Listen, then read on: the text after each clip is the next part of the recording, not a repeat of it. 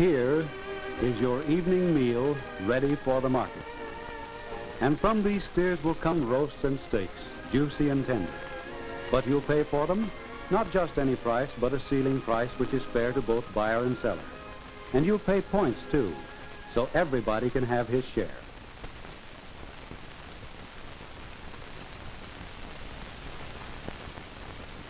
In the slaughterhouse yards, these steers are examined by a veterinarian of the Bureau of Animal Industry, Department of Agriculture. In this examination, he makes sure that every animal is entirely healthy and free of disease before slaughter. After slaughter, the beef is minutely examined for the second time by the veterinarian to give you double protection. When the veterinarian has approved the beef after slaughter, his stamp is placed many times on each beef.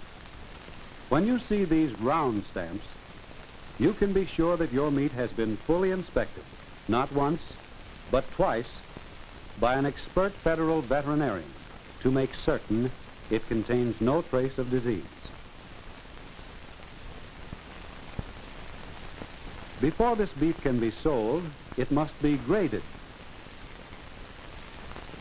The whole beef is split into two sides. The quality that determines the price of every beef is now judged by a federal meat grader of the United States Meat Grading Service. In making his decision as to grade, the grader considers the shape or build of the animal, the fat distribution, and the age, sex, and meat texture. Here are 3 of the 5 retail grades of beef. On the left is choice, or double A. In the center, good, or grade A. And on the right, utility, or grade C. Note that the choice hindquarter on the left is more chunky than the lower utility grade on the right. Higher grades have more meat covering on the ribs, and the shoulders are stockier. Meat graders refer to this build or shape of an animal as conformation. Conformation is an important factor in grading. Secondly, on the outside and on the inside of high-grade beef will be found a generous amount of light-colored, waxy fat. The ribs are well covered with fat on the inside as well as on the outside. Here you can see evidence that the creamy white fat also goes down into the meat and is distributed throughout the lean of the whole beef. This distribution of fat is known as marbling. Marbling is perhaps one of the best indications of high-grade meat. Now, let's compare still more closely. Note the color of the outside fat. On the left, the utility grade is definitely more yellow than the choice grade on the right. In the ribs of this utility grade is but little fat, but the choice grade has plenty, and it goes well down into the lean. In the choice hindquarter, the amount and quality of the fat greatly exceeds that of the lower grade utility.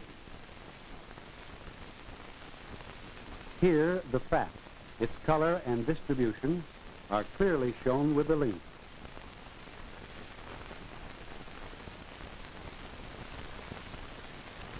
In porterhouse steaks or in any retail cut, you still can see these same grading factors. The conformation or build of the animal is still evident. The utility grade above does not have the chunkiness or plumpness of the choice grade. As to finish or fat distribution, the choice grade has an abundance of white and waxy fat. These are rib steaks. The marbling is very evident. Note the streaks of white fat in the lean meat of the choice grade, while there is little in the utility grade.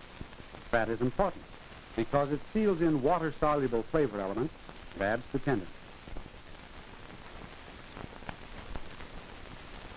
Having considered the conformation, finish, and quality of beef, the grader rolls his stamp on each side in such a manner that the grade will clearly show on each primal part. You will find these grade marks on nearly every piece of meat you buy. There are 5 standard grades. First of these 5 grades is choice, or double A. Good, or A. Commercial, or grade B. And utility, or C. The canner, and still a lower grade called cutter, are not common in retail markets. With inspection and grading stamps on each side, the beef is delivered to the wholesale or retail butcher and is now ready for retail cutting. OPA regulations specify the only manner in which beef can be cut. The whole side of beef, according to these regulations, is first cut into 2 large pieces, the hind quarter and the forequarter. This cut must be made between the 12th and 13th ribs. Regulations specifying beef cuts assure the customer that he is getting the exact piece for which he pays a certain ceiling price and a certain number of points. The forequarter and the hind quarter must now be divided into 4 principal parts, which are known as the standard primal cuts.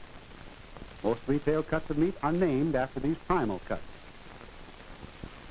In the hind quarter, the first primal cut removes the leg piece. This leg piece is called the round. The other part is called the loin.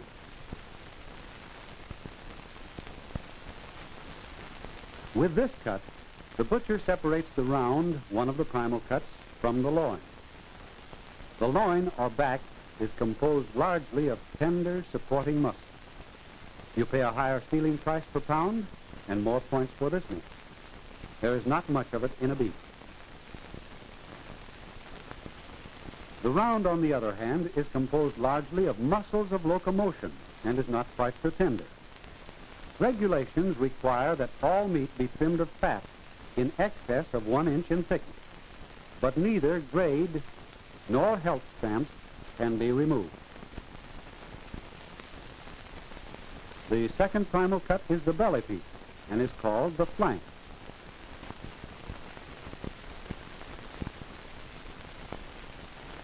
By measuring with a ruler the exact place to cut, the customer is assured that no part of the less expensive flank is included on the more expensive loin piece immediately above.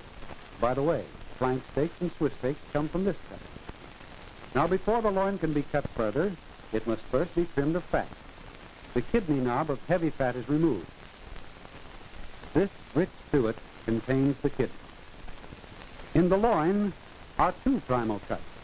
The thick piece called the sirloin, and the part which contains T-bone steaks called the short loin.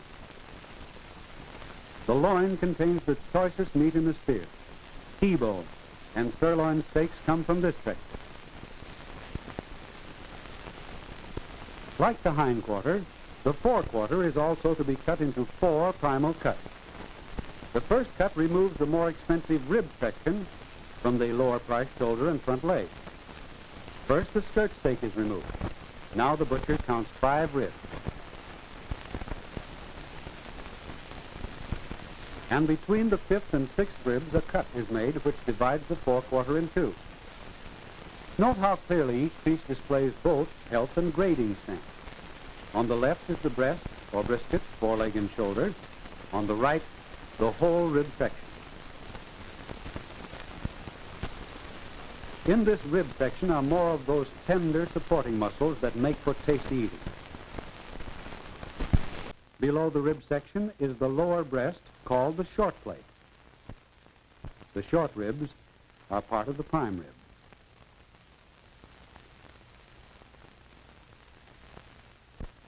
A stick 10 inches long accurately divides the ribs from the less expensive plate. Below this cut, the quality is that of stew and boiling meat. You also pay a fairly high point value for ribs, but the plate has little or no points. 3 inches may also be removed from the ribs to form the short rib retail cut.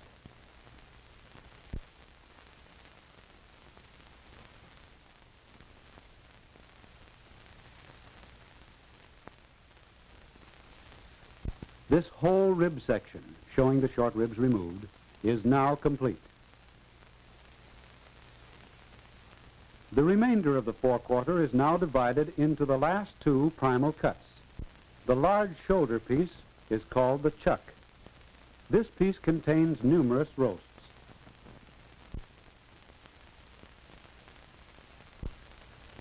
Once more, the OPA uses a measuring stick to draw a price line between the higher and lower priced meat.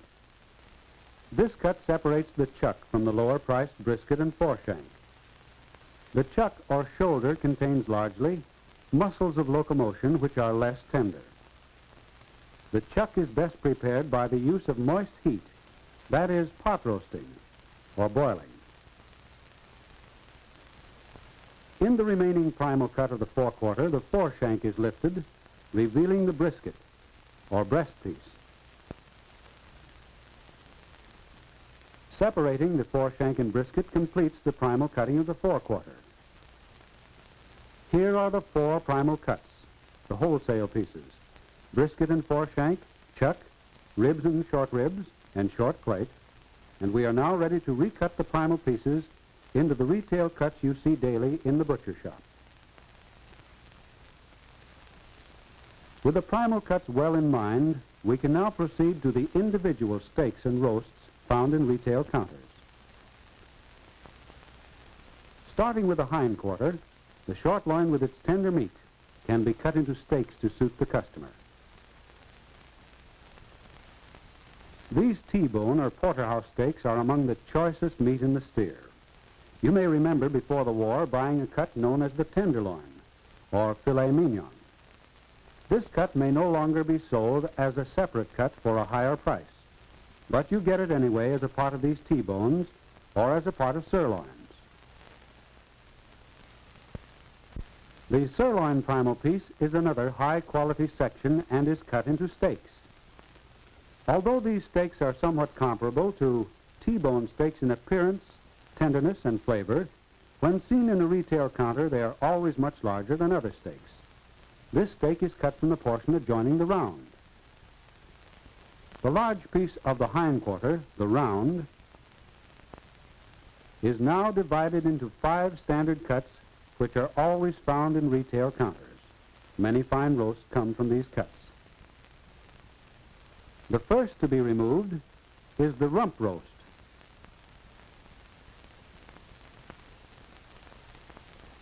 The familiar rump roast, after being cut from the round, is sold with the bone in or bone out.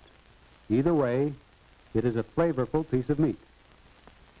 Look for the fat in the lean and juiciness for real flavor, as in this piece. Another part of the round is the tip roast. Tip roasts, also called sirloin butts, are always boneless. If it has a bone in it, it is not a tip roast or a tip steak.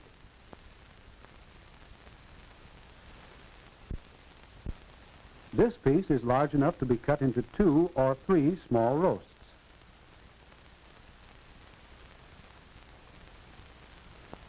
The leg part is now separated.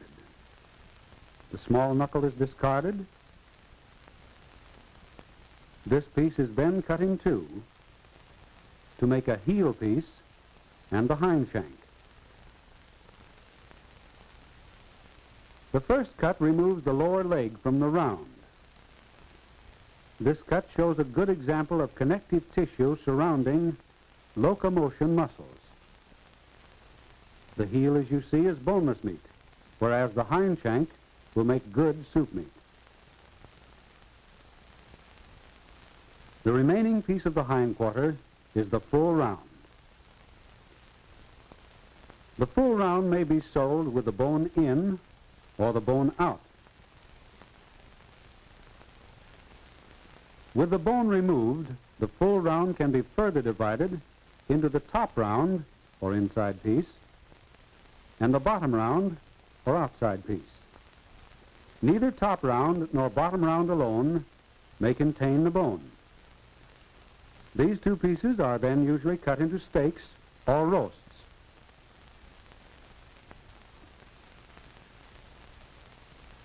Top round becomes steaks. The bottom round makes good pot roasts, or on special order, excellent hamburger. The prime rib piece of the forequarter, including the short ribs, can now be divided into its retail cuts. Rib roasts such as these are customary when the prime rib is not cut into steaks.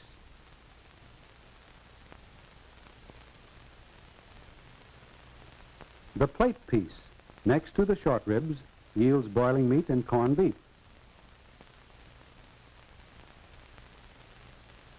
Note the stamps or markings on the short plate to show you that it has been health inspected and graded.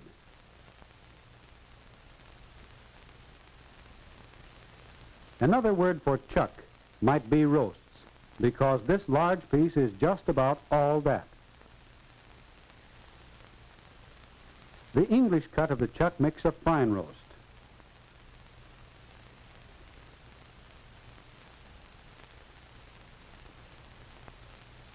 Another such chuck roast is called the clod, or cross rib.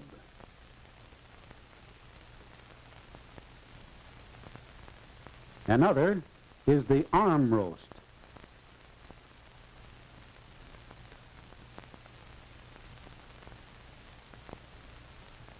Cutting the blade roast reveals more of the quality which expert grading has stamped on this section. Connective tissue between the lean meat should not be confused with marbling in the lean. Now we come to the foreshank and brisket.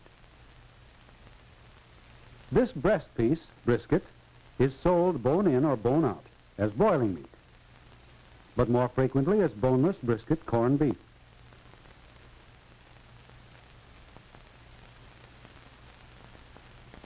And so we come to today's home front battleground, the retail meat counter. Here we see our beef on display, ready for sale. These are sirloins cut from the sirloin primal cut. Note the correct tray posting of this meat. Every display of meat for sale must be marked as to grade, points, and price. Grades cannot be mixed in the same tray. Do you recognize these? Look at that bone. Yes, they are T-bones cut from the loin. If T-bones are small, they are sometimes called club steaks. The large ones are also known as porterhouse. These are top round steaks, cut from the full round of the leg piece. Bottom round looks much the same, but is somewhat tougher. It is pot roasted or sometimes ground for hamburger. And incidentally, hamburger is hamburger.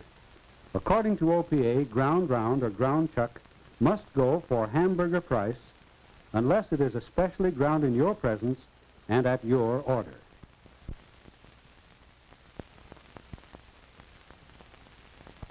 This is a rump roast.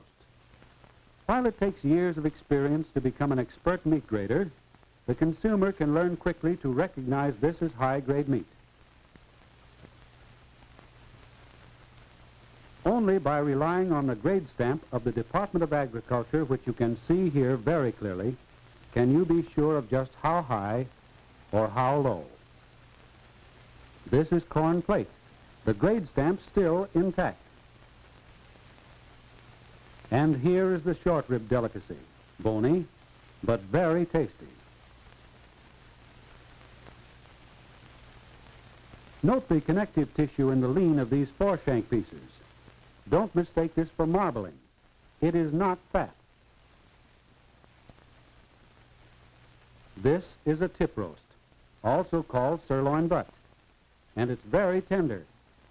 Wait a minute. Look at that fat. When we cut the meat, we trim the fat to not more than 1 inch in thickness. This is a violation. So the next time you visit the retail meat counter, you can help in the vital battle against inflation if you know your meat. Here is the OPA meat regulation. First, It specifies only certain cuts of meat which are clearly shown on your beef charts. Know them. Second, OPA requires that meat be graded according to Department of Agriculture standards, and each cut should clearly display these grade stamps. Look for them. Third, OPA requires tray posting of every display with grade, points, and price. 85 cents is illegally high for any cut. Maybe he meant 58 cents. Fourth, in addition to tray posting, OPA requires the butcher to post 3 signs: a store group sign, a list of ceiling prices, and the points required. You check them. You can help to hold the home front line against ruinous inflation if you know your meat.